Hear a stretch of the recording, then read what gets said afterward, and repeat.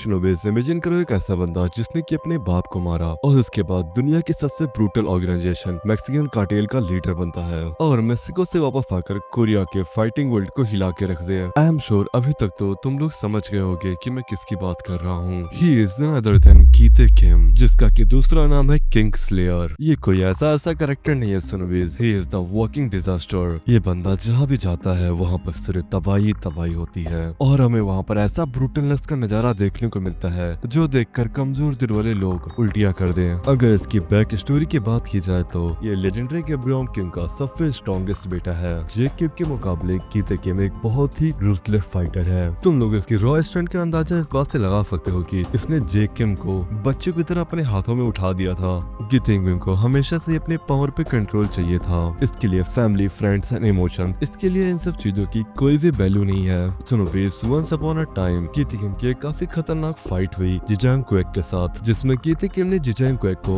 Effortlessly हरा दिया। कीते किम ने जिजांग क्वेक को इतना खतरनाक हैंड ब्लेड मारा कि जिजांग क्वेक का हाथ ही फाड़ दिया था उसने अपने हैंड ब्लेड से। कीते किम जिजांग क्वेक को हराने के बाद उसे शियोल से बाहर निकाल देता है और ये सब करने के लिए कीते किम की गर्लफ्रेंड जेम्स ले ने उससे कहा था। हम सभी को तो पता ही है ये दोनों काफी टाइम से कपल रहे हैं। कीते किम ने जिजांग क्वेक को इतने आसानी से हराया। ये चीज बताती है कि ये मॉन्स्टर कितना ज्यादा स्ट्रॉन्ग है और ये अपने अपोनेंट के अटैक को कॉपी कर अपने अपोनेंट के ही अगेंस्ट यूज करना, ये चीज इसे बहुत ही ज्यादा पसंद है। जब कोई कीते किम से पूछता है पावर का असली मतलब क्या है तो कीते किम कहता है उससे, जब मैं बोलूं चल भाग, मेरे सामने वाला बंदा ये सुनकर अपनी पैंट गीली कर दे। एंड देन अचानक से ये मॉन्स्टर एक दिन मेक्सिको चला गया। इसका मेक्सिको जाने का रीजन बहुत ही अजीब था क्योंकि ये कोरिया के बंदों से फाइट कर काफी ज्यादा बोर हो रहा था और इसे एक नया एम्पायर बिल्ड करना था। फिर ये मेक्सिको जाकर ड्रग कार्टेल का कंट्रोल अपने हाथों में ले लेता है। सुनो बेस, मैं तुम्हें बता दूं ये ड्रग कार्टेल वाले बंदे कोई मामूली बंदे नहीं थे। जो भी वहाँ पर जाता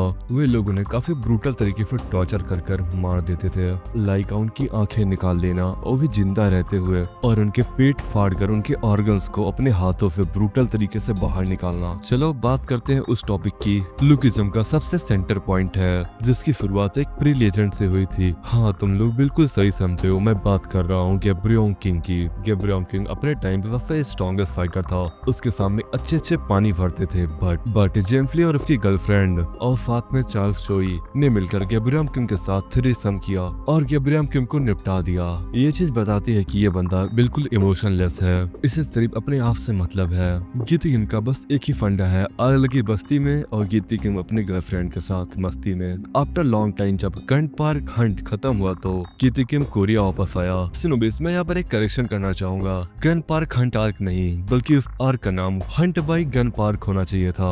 मेरे लिए सिनोबेस यही नाम रहेगा। चलो हम लोग टॉपिक पर वापस आते हैं। जब कीते किम कोरिया वापस आया तो कीते किम गो किम के साथ मिलकर कोरिया में दोबारा से अपनी पावर स्टेबल किया। इस समय तो कीते किम लुकिज्म के एकदम टॉप पर बैठा हुआ है पावर रैंकिंग के मुकाबले में। ये कुछ एबिलिटीज मैंने कीते किम के अंदर नोटिस की है। कीते किम जब फाइट करता है तो ऐसा लगता है कि जैसे दुनिया के कोई भी रूल उसके लिए वैलिड ही नहीं है। कीते किम के रॉ अटैक कितने ब्रूटल होते हैं, सुन भी तुम्हें क्या ही बताऊं। उसके अटैक में ना ही कोई मार्शल आर्ट्स होता है और अपने अपोनेंट के अटैक को ऑब्जर्व करना और उसे ओवर पावर कर उसी का अटैक उस पर मारना। और एक इम्पोर्टेंट बात, कीते किम फाइट करते करते और भी ज्यादा स्ट्रॉन्ग बनता जाता है। कीते किम कोई हीरो नहीं है अपने बाप की तरह, वो पूरी तरीके से इविल है। इसका एग्जांपल हाल ही में लुकिज्म के आए चैप्टर में देख लो तुम लोग। कीते किम ने जिनरैंग का हाथ कितनी बुरी तरीके से काटा है।